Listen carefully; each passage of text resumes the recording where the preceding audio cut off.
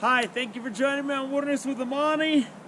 I'm at the Eagle Falls Trailhead and I'm going to try to hike into Desolation Wilderness today.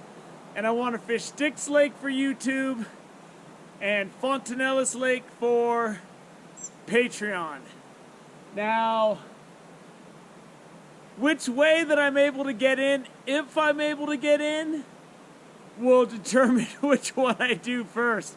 I want to do Dix Lake for YouTube first, but that big ridge is 8,500 feet that faces north right before you get in there. I've already done this hike. You can find hikes from the Bayview Trailhead and the Eagle Falls Trailhead up in there on my hiking and backpacking playlist. So I'm just going to show you when I run into snow, if I run into snow. I have no idea what to expect. These lakes are above 8,000 feet. They're like 8.2 and change, 8.3. So above 8,000 feet like that, I'm expecting there could be some issues. But it's the middle of July, and I'm hoping that I can get up there and do some fishing. I'm all strapped up. Got my spinning rod, got my fly rod, got a bunch of flies. I'm going to start hiking and we're going to see. That's raging, that waterfall. I'm on the footbridge. But this creek's gonna be really good to fish. If not now, eventually.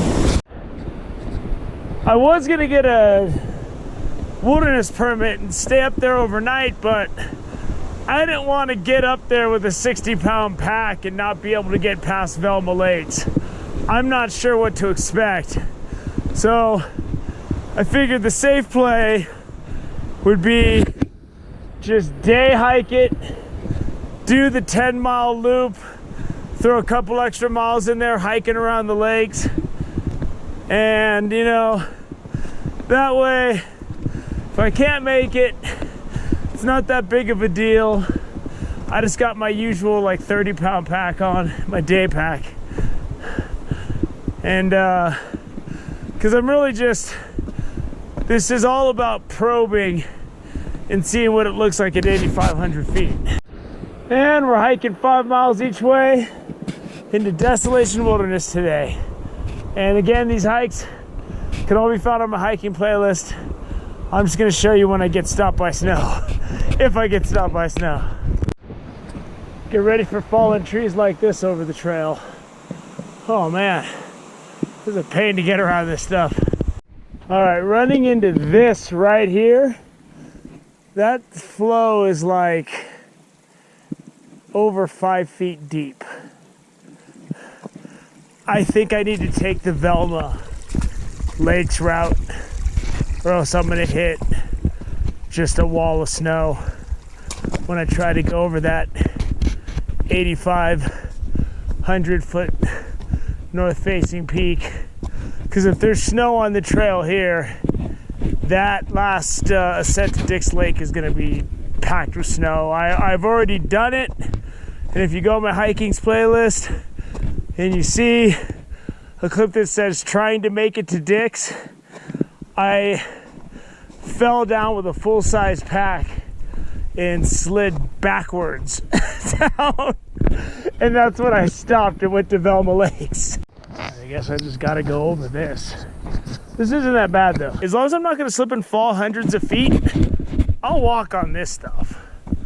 I just don't go over this stuff if one wrong step, I'm going down.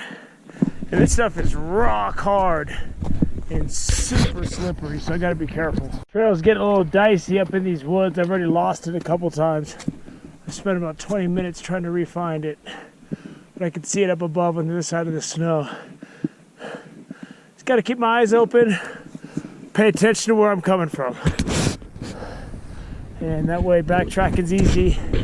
I don't loop myself out and get lost. All right, the trail is completely covered with snow now. And I got to, crap. I got to see if I can get around this. I just passed a couple guys that came from Dix Lake. And they said there's a lot of snow up there. And they also said that I could probably make it to Fontanellis if I go around Velma Lakes, I could easily just wait 2 weeks and hike up there. You know, this isn't like my only chance to fish dicks. I don't need to risk my life to do it. And if I get up there and there's a bunch of snow on the boulders, I don't want to deal with that either. So I'm gonna hike around Velma, and then we're gonna figure out what we're gonna do. I know where I'm going in general. I gotta get right down there, but I have completely lost the trail through all the snow in the creek.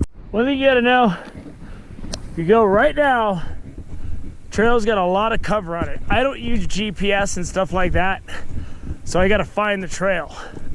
If you got GPS, it's probably a lot easier, but I roll old school. So here's the fork to Dick's Lake, the direct shot over that pass. I'm not dealing with that. I know for a fact that whole slope up there is covered with snow, and there's going to be standing water and creeks going over the trail. There's a lot of snow and standing water and creeks on the trail. So I am going to skip this and take a cross-country route down to Velma.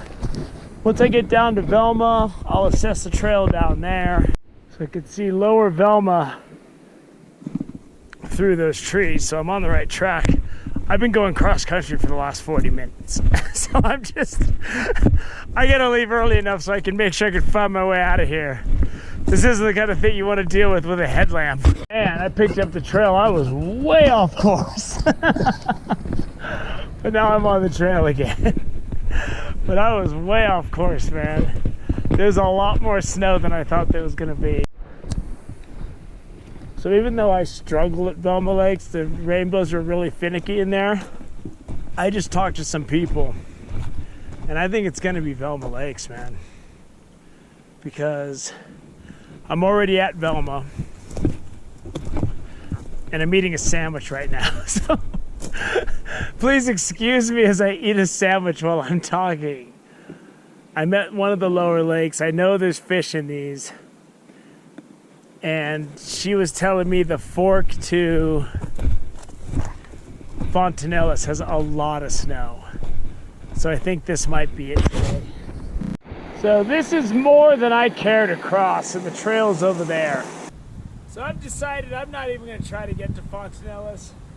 I fished here before. This is where I camped on my Velma Lakes hiking clip. And I fished. I got a nice rainbow in here. The fishing in here is tough, but this is lower than Dick's, and there's a lot of snow, and the trail's tricky.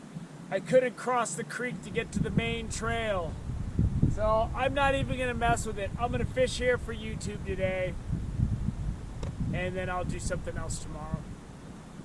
So my fantasy of fishing Dick's and Fontanillas and the creek that connects them, that's going to have to wait till August. It's the middle of July right now. It's the 10th.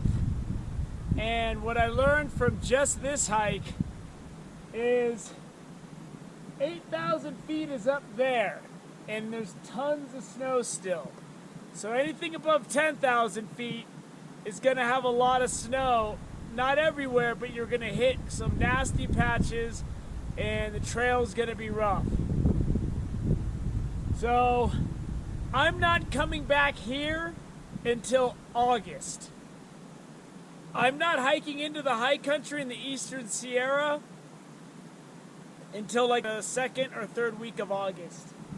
I mean, there's just a lot of snow, man, and I've never seen this much snow this late in July, this low. I'm probably at like 7,500 feet right now or so. So there's my assessment of hiking into the backcountry trails of Desolation Wilderness.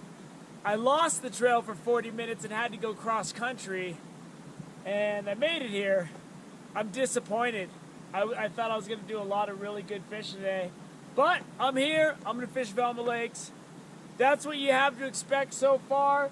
there's your update on what the backcountry trails might look like. This is Desolation Wilderness. Thank you for joining me on Wilderness with Amani. Until next time.